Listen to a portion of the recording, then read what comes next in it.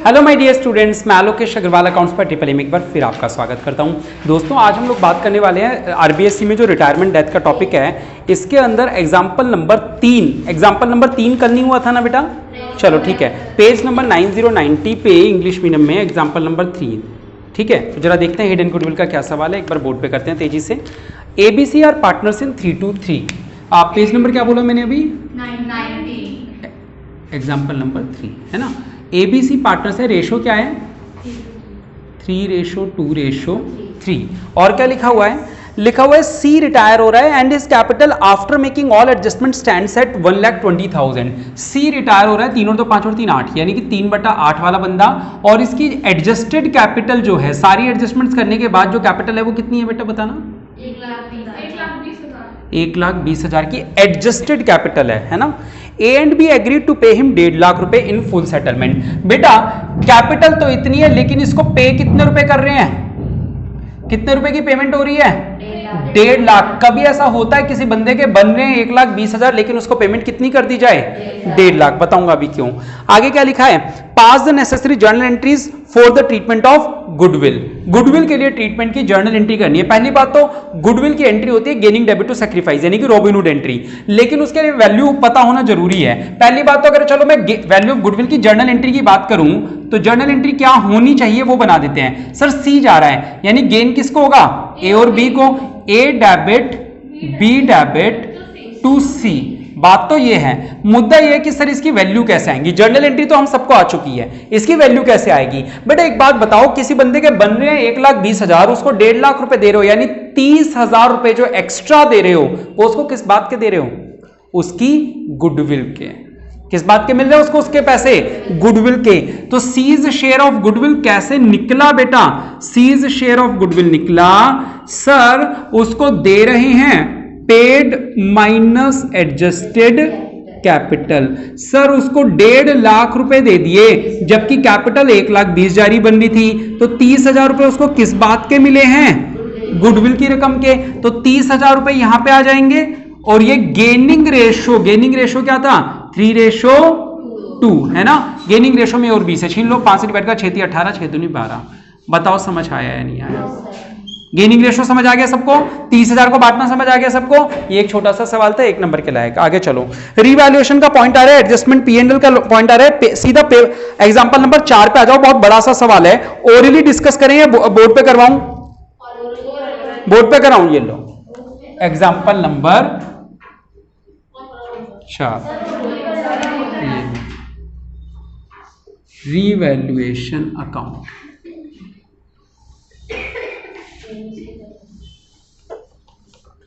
देखो बेटा, revaluation account करें, एक बार स्क्रीनशॉट ले लो जिसको लेना है। ठीक है, चलो एग्जाम्पल नंबर 4 में लिखा है XYZ पार्टनर्स थे 2:1 में, तो ऊपर मैं लिख लेता हूं XYZ किस रेशो में पार्टनर्स थे? 2:1 में थे। जेड रिटायर हो गया और उनकी बैलेंस शीट एज फॉलोज है। जेड रिटायर हो रहा है, यानी कि 1/5 वाला बंदा जा रहा है। अब आपको एक बैलेंस शीट दे रखी है और नीचे लिखा है कुछ other conditions at the time of retirement were as under. 14 point सवाल में दे रखे हैं और लास्ट लाइन में लिखा है प्रिपेयर रिवैल्यूएशन अकाउंट। जैसे इस चैप्टर के शुरुआत में मैंने आपसे कहा था कि इस पूरे चैप्टर में सब कुछ सेम है, डिट्टो वैसे का वैसे, केवल एक गुडविल का टॉपिक था जो इसमें गेनिंग डेबिट टू सैक्रिफाइस होता है। बाकी पूरा का पूरा वही है जो पिछले चैप्टर में सीखा। तो अगर पिछले में नहीं सीखा तो एक और बार मौका है, 14-15 पॉइंट रिवैल्यूएशन के सामने आ रहे हैं। अगर अभी भी आपको नहीं आते हैं तो एक लास्ट टाइम और सीख लो बेटा, क्योंकि अब मैं दोबारा रिवैल्यूएशन तो पूछूंगा ही पूछूंगा, करवाऊंगा तो हूं नहीं। आओ, पहला पॉइंट क्या लिखा है? कह रहे हैं goodwill of the firm be fixed at 1,000। ठीक है, 1 लाख। एक बात बताओ, बैलेंस शीट में गुडविल है 9,000 की, हाँ या ना? बाहर लिख दिया goodwill of the firm be fixed at 1 lakh. मुझे आरती बताएगी क्या करेंगे? रिवैल्यूएशन अकाउंट बना रहे हैं तो गुडविल की वैल्यू बोल रहे हैं हमने फिक्स कर दी 1 लाख। बताओ क्या करेंगे आरती? आरती अच्छा, मिताली नो, हाँ तो फिर करेंगे क्या ये बताओ मेरे को। तो 91,000 को सोनाली, हमें रिवैल्यूएशन अकाउंट बनाना है, पता है ना ये तो। सोनाली, पूनम, अच्छा विशाखा सर इसको लेस कर देंगे, 1 लाख में से 9,000 लेस करके फिर प्रॉफिट शेयरिंग रेशियो है ना, पार्टनर। तो फिर रिवैल्यूएशन अकाउंट का क्या करना है मेरे को तो ये बताओ। सर गुडविल तो आएगी नहीं इसमें। अच्छा तुम बताओ बेटा। रिवैल्यूएशन अकाउंट में गुडविल का ना अंदर वाली का ना बाहर वाली का कोई ट्रीटमेंट नहीं होता। जो अंदर वाली है वो पार्टनर्स में बढ़ती है और जो बाहर वाली है उसकी रॉबिनहुड एंट्री होती है। आ रही बात समझ में? तो ये पॉइंट यूजलेस है बेटा। पहला पॉइंट यूजलेस क्यों? क्योंकि सवाल में बनाना क्या है? रीवैल्यूएशन अकाउंट बनाना है। और ये जो बाहर वैल्यू दे रखी है ये वैल्यू किस चीज के काम आती है? रॉबिनहुड एंट्री के काम आती है, जिसका रिवैल्यूएशन से कोई लेना देना नहीं है। और अंदर जो गुडविल है बैलेंस शीट में वो ओल्ड रेशो में बढ़ जाती है, उसका भी रिवैल्यूएशन से कोई लेना देना नहीं है। सेकंड पॉइंट पे आ जाओ। अनरिकॉर्डेड एसेट पता चली 5,000 का, फायदा हुआ है नुकसान? जब कोई एसेट पता चलती है अनरिकॉर्डेड तो फायदा होता है। यहां पे आ गया अनरिकॉर्डेड एसेट 5,000 रुपए। सेकंड पॉइंट बेटा third, investment valued at 15,000 and taken by Z. दो अलग अलग बातें हैं। पहली बात कि इन्वेस्टमेंट की वैल्यू कितनी हो गई? 15,000। पहले कितने की थी? कोई रिजर्व तो नहीं था IFR का? ठीक है, तो 10,000 की चीज अगर 15,000 की हो गई तो फायदा हो गया बाय इन्वेस्टमेंट। फायदे क्रेडिट में आते हैं। मैं आपको बता दूं अगर अभी भी नहीं याद है तो नुकसान इस तरफ लिखे जाते हैं डेबिट साइड में और फायदे क्रेडिट साइड में लिखे जाते हैं। नुकसान डेबिट साइड में, फायदे क्रेडिट साइड में। कितने रुपए का आ जाएगी इन्वेस्टमेंट? 5,000 रुपए की आ जाएगी। कोई डाउट किसी को? दूसरा इसमें लिखा हुआ था कि इन्वेस्टमेंट जेड ले गया। बेटा अगर पार्टनर्स कैपिटल अकाउंट बनाना होता तो वहां डेबिट साइड में लिख देता टू इन्वेस्टमेंट और जेड के कॉलम में 15,000, लेकिन ये तो बनाना ही नहीं है तो यानी हमें नहीं करना। आगे third point fourth, provision of 3,500 be made in respect of outstanding legal charges. बेटा एक नई लाइबिलिटी पता चल गई, आउटस्टैंडिंग लीगल चार्जेस, तो यहां लिख देंगे provision for outstanding legal charges. चुकाने पड़ेंगे ना हमें, तो नुकसान हो गया। कितने रुपए का नुकसान हुआ? 3,500। तो ये हमने डाल दिया डेबिट में 3,500। नेक्स्ट बेटा, freehold property appreciated by 8,000, है ना, यानी कि बढ़ गई फ्री होल्ड प्रॉपर्टी। बाय का मतलब होता है इतने से, तो कितने से बढ़ गई? 8,000। हाँ 8,000 से बढ़ी है ना, जितने से बढ़ी वही तो लिखेंगे। फायदे की रकम लिखी जाती है। फायदा कितना हुआ? 8,000 का, तो 8,000 लिखेंगे। वो रकम लिखेंगे जितने का फायदा हुआ हो। Plant and machinery overvalued by 10,000। क्या करूं सर? माइनस कर दो। कैसे करूं? डेबिट साइड में to plant and machinery overvalued है तो कम कर देंगे। कितने रुपए कम करेंगे? 10,000 कम कर देंगे। Next point, furniture reduced to 72 का मतलब होता है तक, यानी 17,000 तक कम करना है। कितने का था फर्नीचर? 20,000 का था, तो कितने का नुकसान हुआ? बिल्कुल सही। या 17,000 का 3,000 का नुकसान हुआ। जितने का नुकसान हुआ उतना रिकॉर्ड करेंगे। आगे लिखा हुआ है आउटस्टैंडिंग सैलरी पता चली कितने रुपए की? 2,000 की। नुकसान हो गया टू आउटस्टैंडिंग सैलरी। जब लायबिलिटी पता चलती है तो नुकसान होता है बेटा। उसके बाद patent reduced by 1,000। Asset side में पेटेंट्स थे 6,000 के, उन्हें 1,000 से कम करना है। रिड्यूस का मतलब कम करना है, 1,000 से कम करना है, तो 1,000 का नुकसान हो गया। तो क्या लिखेंगे? To patents. कितने रुपए? 1,000 रुपए। फिर लिखा हुआ है बैड डेप्ट रिजर्व, यानी बैड डेप्ट, एक तो अंडरलाइन कर लो। बैड डेप्ट रिजर्व का मतलब होता है प्रोविजन फॉर डाउटफुल डेप्ट। बैड डेप्ट रिजर्व का मतलब क्या होता है? PFDD, प्रोविजन फॉर डाउटफुल डेप्ट। ठीक है, बैड डेप्ट reserve is to be increase to 1,500। बस इतना ही बेटा। पुरानी बैलेंस शीट में देखो लायबिलिटी साइड में प्रोविजन फॉर बैड डेप्ट है, कितना है? 1,000। उसे कितने तक बढ़ाना है? इंक्रीज टू 1,500, 1,500 तक बढ़ाना है। लायबिलिटी को जब बढ़ाते हैं तो नुकसान होता है। कितने का नुकसान हुआ? सर 500 का। क्यों? क्योंकि सर 1,500 माइनस 1,000, 1,000 पहले से था, 1,500 अब हो गया, 500 का नुकसान। और क्या लिखा हुआ है? इसी पॉइंट में लिखा हुआ है, कह रहे प्रोविजन फॉर डिस्काउंट भी बनाओ। कितना परसेंट बनाओ? 2%। जरा देखो डेटर कितने के थे? एक, हाँ बोलो, 51,500 है ना, 51,500 के। तो बेटा नुकसान होगा provision for discount on debtors. अब मेरी बात सुनो, कितने पे बनेगा ये बात ध्यान से सुनना बेटा। 51,500 के डेटर्स थे। कहीं साइड में बताता हूं, कहां बताऊं, यहां बता देता हूं। डेटर्स कितने के थे? इनमें से प्रोविजन फॉर डाउटफुल डेप्ट कितने का बन चुका है? तो गुड डेटर्स कितने के बचे? तो अब जो प्रोविजन फॉर डिस्काउंट कितने परसेंट बनाना था? 2%। वो इस वैल्यू पे बनेगा, यानी कि कितना? 1000। ये बात समझ में आई या नहीं आई? तो ये 50,000 का 2% बनेगा, ना कि 51,500 का। ये वैल्यू समझ में आई सभी को? डेबिट में आएगा ये सबको पता है, लेकिन वैल्यू किस पे कैलकुलेट होती है सर? बैड डेब्ट वाला प्रोविजन माइनस करने के बाद जो बचता है उस पे कैलकुलेट होती है। क्लियर है? पक्का याद रहेगी ये बात? चलो ठीक है, नेक्स्ट। हाँ बेटा, अगला पॉइंट पढ़ते हैं। प्रीपेड इंश्योरेंस यानी कि असेट है। असेट पता चली तो फायदा हुआ, क्रेडिट में लिख दिया। अब लिखा हुआ है bank loan would be paid of. अब इसका बताओ क्या करेंगे, बताओ। जी हाँ, bank loan would be paid of. Sir वो है ना, खत्म कर देंगे। हाँ तो बताओ कहां पे कैसे लिखेंगे? इसमें आएगा ही नहीं। इसमें आएगा ही नहीं, क्योंकि लोन पेमेंट करने के लिए लायबिलिटी से लोन कम और असेट साइड से कैश या बैंक कम किया जाता है। इसका रिवैल्यूएशन से कोई भी लेना देना नहीं है। क्रॉस या यूजलेस लिख दो इसके ऊपर। अगला point, a liability of 5,000 included in creditor was not likely to arise. Creditor को 5,000 रुपए नहीं चुकाने पड़ेंगे, तो फायदा हो गया बाय क्रेडिटर्स। कितने रुपए का फायदा हो गया? 5,000 का फायदा हो गया। उसके बाद लिखा है अ liability against workman compensation is 12,000। ये बड़ा अच्छा पॉइंट है कि अच्छा, लेकिन ये यहां तो आएगा ही नहीं, इसका नहीं, यहां तो कुछ आएगा नहीं। कितने का वो था? 10। अच्छा 10 से 12 हो गया, ज्यादा का निकला है। कम का निकला होता तो कोई दिक्कत नहीं थी, 2,000 का एक्स्ट्रा निकल गया, तो यहां आ जाएगा टू वर्कमैन कंपनसेशन क्लेम। कितने रुपए? 2,000। कम होता तो दिक्कत नहीं थी। फिर लिखा है stock is to be valued at 20% less कर दो। बेटा 40,000 का 20% 8,000 नुकसान हो गया। टू स्टॉक क्या करना है? 8,000। 40,000 का 20%। तो जिन लोगों को रिवैल्यूएशन नहीं आता वो इस क्वेश्चन को रिवाइज करते रहें तो अच्छे से रिवैल्यूएशन क्लियर हो जाएगा। यह पिछले चैप्टर का वो 18वां क्वेश्चन नंबर या एक एग्जांपल भी था, उनको रिवाइज करो तो पूरा रिवैल्यूएशन रिवाइज हो जाएगा आप लोगों का। आओ बेटा, कहां का बड़ा लग रहा है? डेबिट साइड का बड़ा लग रहा है पक्का? चलो 5 और 5 10, हाथ से लगी 1, 1 और 3 4 और 7 और 2 9 और 1 10 और 11 और 2 13 और 8 21, हाथ से लगी 2 और 1 3, 31,000। यहां भी लिखा 31,000। 000 5 5 10 और 18 और 19 5 24 और 7, 7,000 आंसर आ रहा होगा। क्या लिख देंगे? Bye partners capital account XYZ old ratio में, यानी 2 2 4 और 1 5, 5 से डिवाइड किया 14, 14 दूनी 28, 14 दूनी 28 और 14 एकम 1400।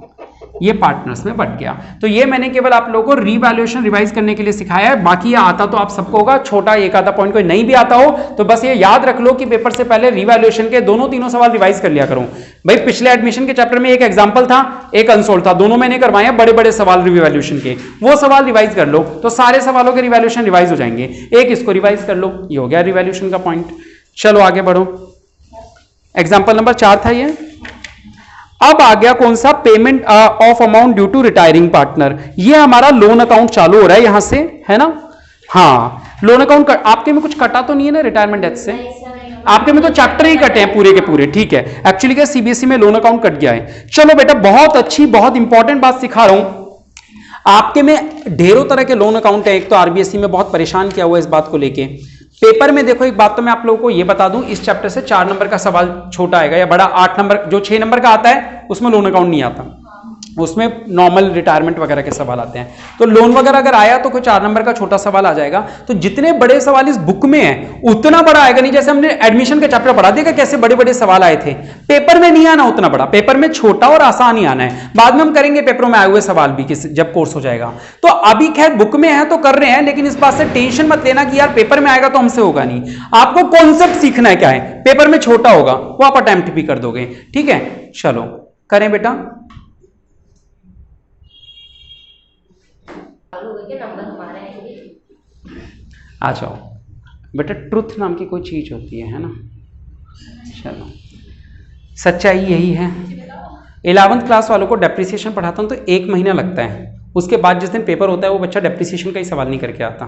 और जब मैं पढ़ा रहा होता हूं तब मैं ये बोलता हूं कि बेटा ये रहने देते हैं, तुम लोग कर तो पाओगे नहीं इसको, बाद में नहीं से कराओ कराओ। जब कर नहीं पाओगे बोलते हैं तो बोलते हैं कराओ कराओ, फिर अल्टीमेटली होता वही है, कर तो पाता नहीं है बच्चा। लास्ट वाले दिन वही सवाल छोड़ के आया हुआ होता है डेप्रिसिएशन का।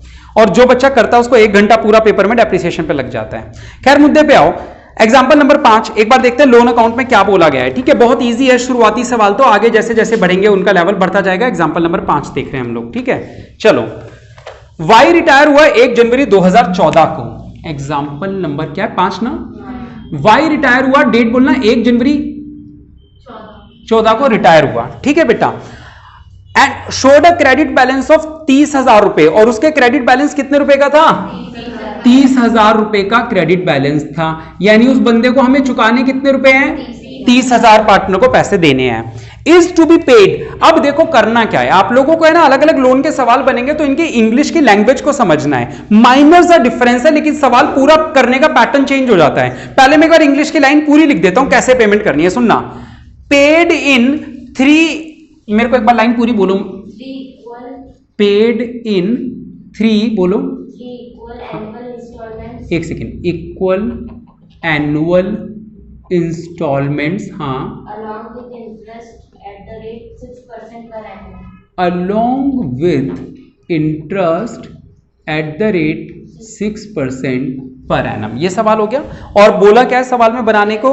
Prepare 20 loan account. Loan account बनाना है, सिखाऊंगा लोन अकाउंट बनाना, बड़ा ही आसान है। अगर कोई दिक्कत है तो वो क्या है उसकी वैल्यू निकालने की, और वो भी कुछ खास नहीं है, आसान है। पहला सवाल, पहले मैं आप लोगों को एक बात बताता हूं, मैं यहां से यहां तक इंग्लिश की मैथ समझा रहा हूं, इसका मीनिंग समझा रहा हूं। देखो सवाल तो आप तभी करोगे ना जब मीनिंग पता चल जाए, तभी तो अगले में डिफरेंस समझ में आएगा कि यार अगली लाइन और पिछले सवाल में क्या डिफरेंस था। तो पहले इस सवाल को समझे। बेटा उसने क्या कहा, कह रहे हमें कितने रुपए देने हैं? 30,000। ये मान लो मैं छोड़ के जा रहा हूं आपका बिजनेस, आप सब पार्टनर्स थे, मैं आपका बिजनेस छोड़ के जा रहा हूं, मुझे कितने रुपए चाहिए आप लोगों से? कैसे दोगे बताओ, क्या लिखा हुआ है इसमें?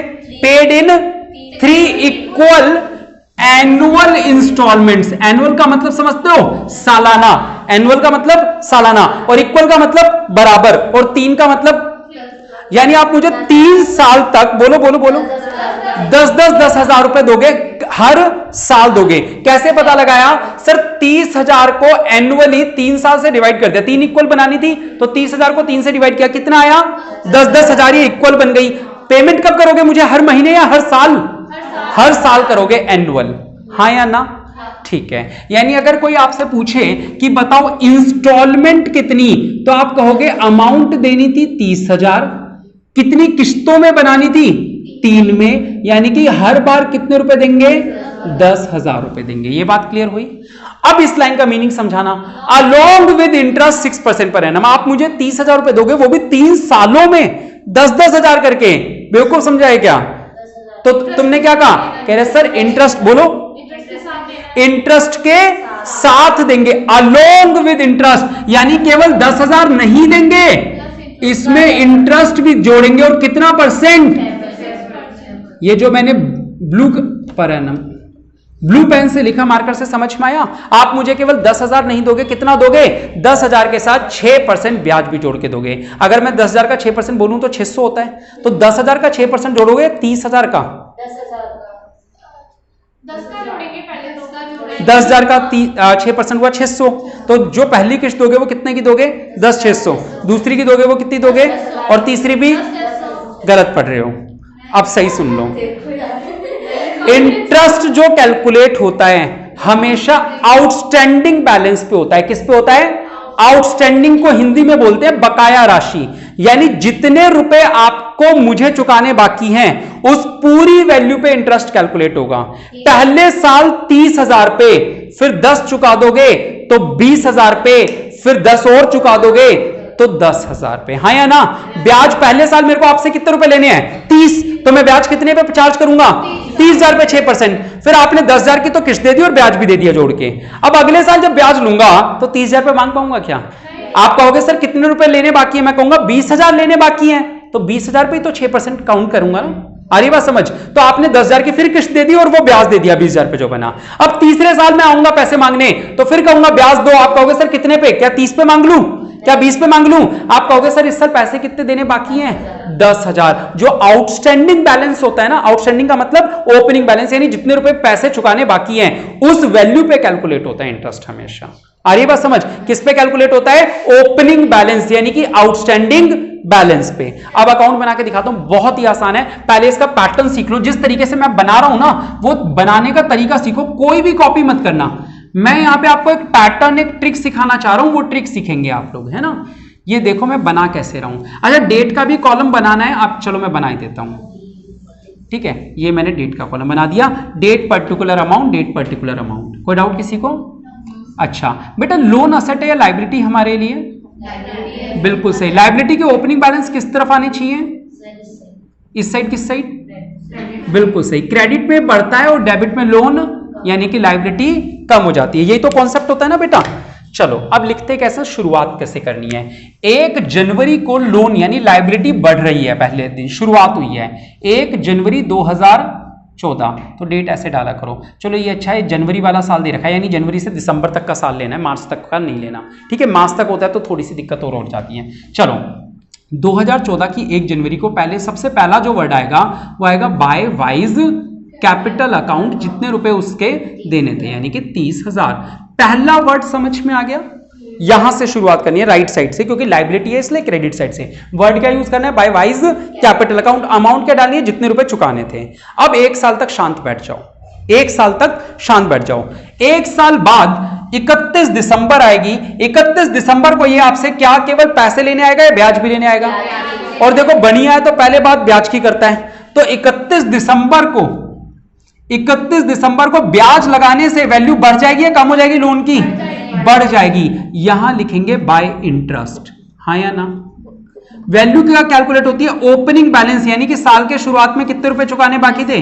पूरे साल 30,000 पड़े थे, 6% का रेट था, और यहां मैं 12/12 भी लिख रहा हूं। कोई औचित्य नहीं है 12/12 लिखने का, लेकिन स्टिल लिख रहा हूं क्योंकि 1 जनवरी से 31 दिसंबर तक समय कितना होता है? 12 महीने, तो पूरे साल का इंटरेस्ट लगेगा, हाँ या ना?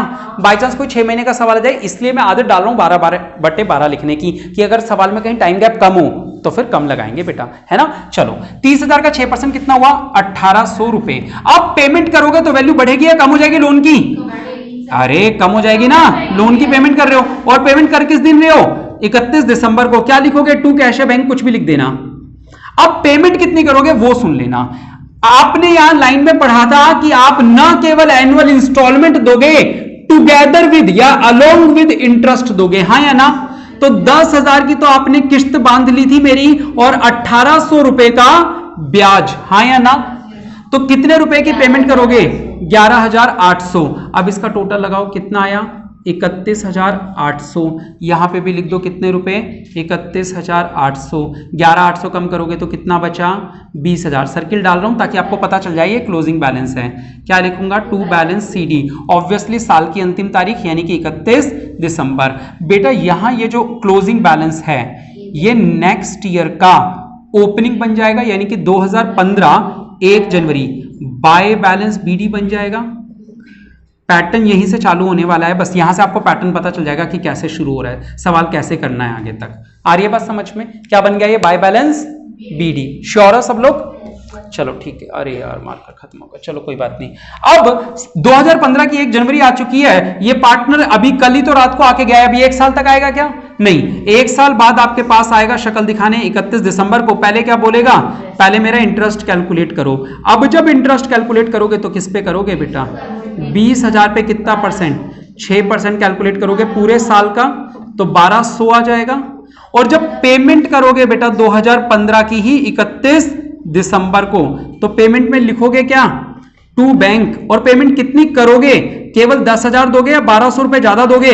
1,200 ज्यादा, यानी कि 11,200। अब क्योंकि साल खत्म हो चुका है तो क्लोजिंग बैलेंस निकालेंगे 20 और 1 21,200। यहां पे भी लिख देंगे 21,200, और बैलेंस कितना बच जाएगा?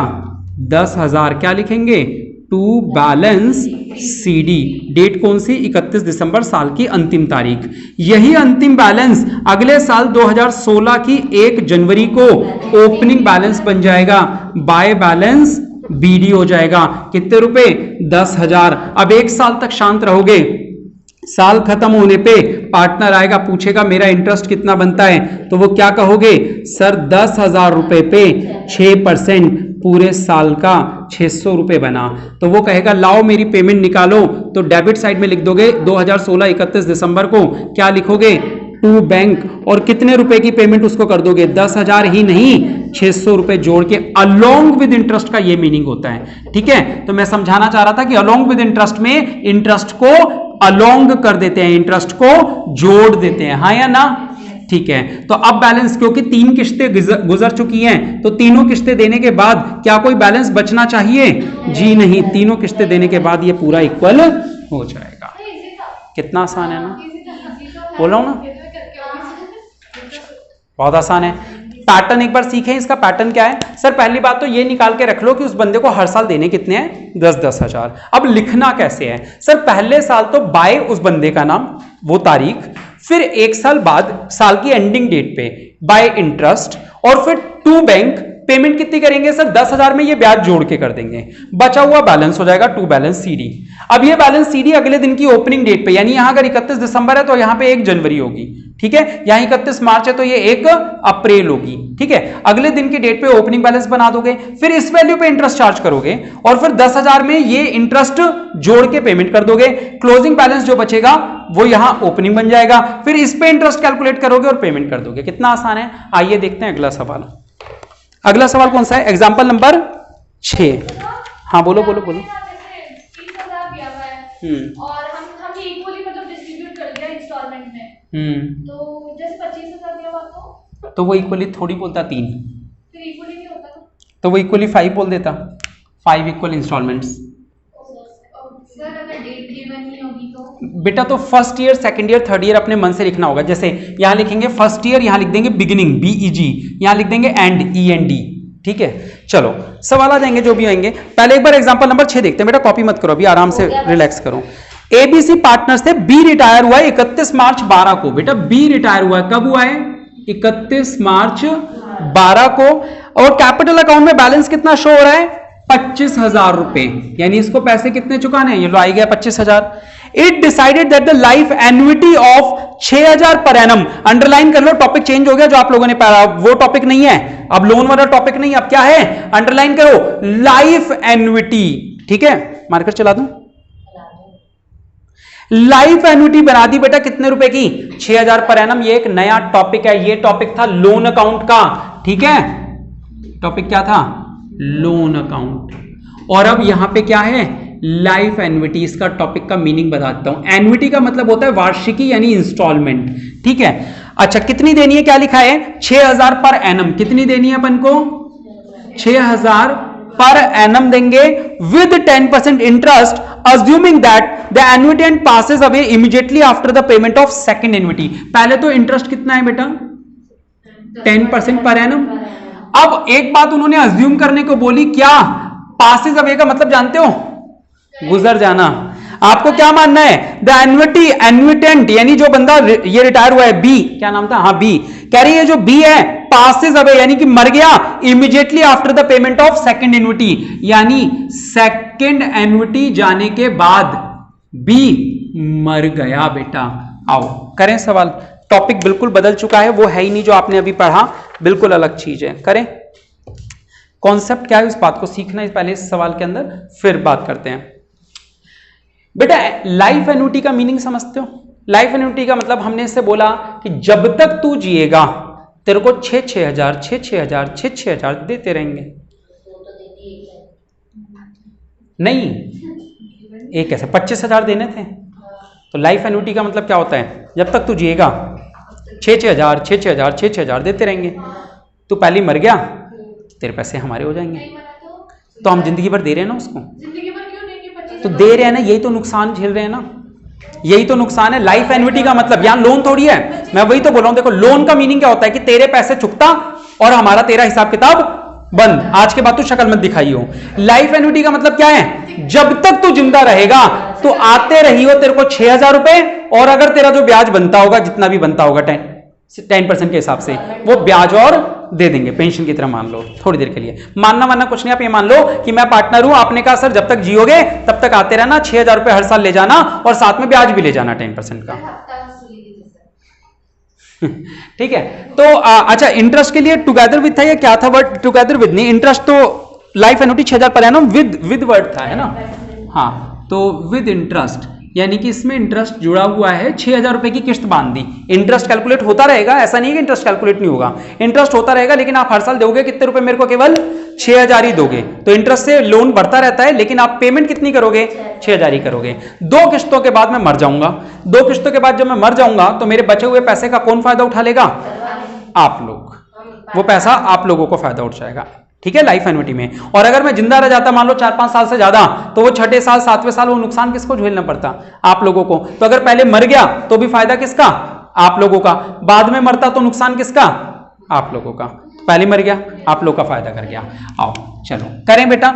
इस अकाउंट का नाम क्या है? अकाउंट का नाम है बीज एन्युटी अकाउंट। क्या नाम है बेटा इसका? बीज एन्युटी अकाउंट।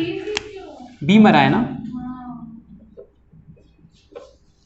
ठीक है। वो लोन अकाउंट था, ये एन्युटी अकाउंट है। टॉपिक चेंज हो गया है।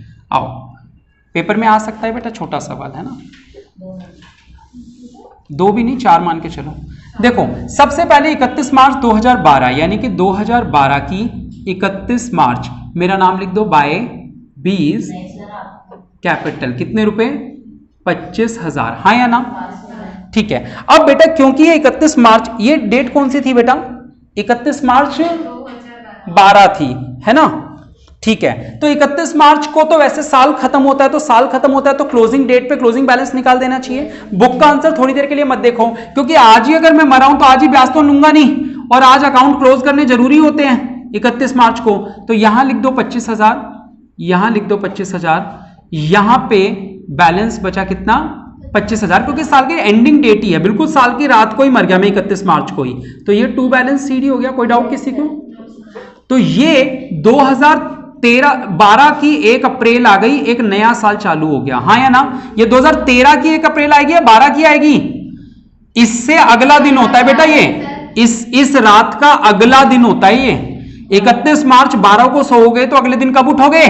1 अप्रैल 12 को ही उठोगे। 13 मत लिख देना।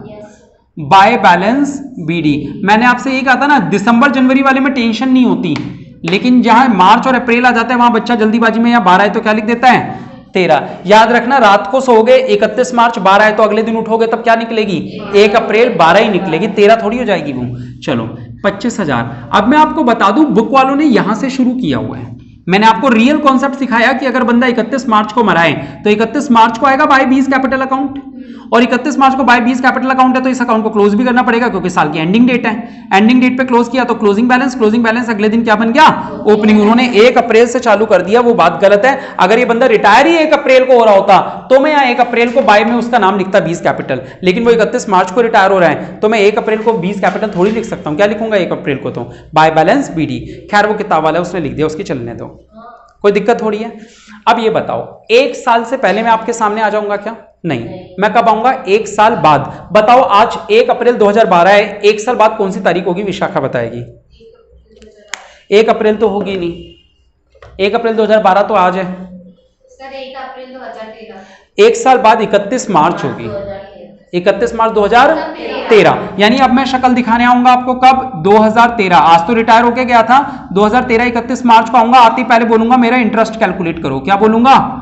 इंटरेस्ट कैलकुलेट करो। किस पे कैलकुलेट करोगे? 25,000 पे। 25,000 पे कितना परसेंट? 10% बेटा, 10 था ना, है ना, इनटू उस सवाल से बाहर आ जाओ 12, तो 2,500 रुपए का बना, है या ना?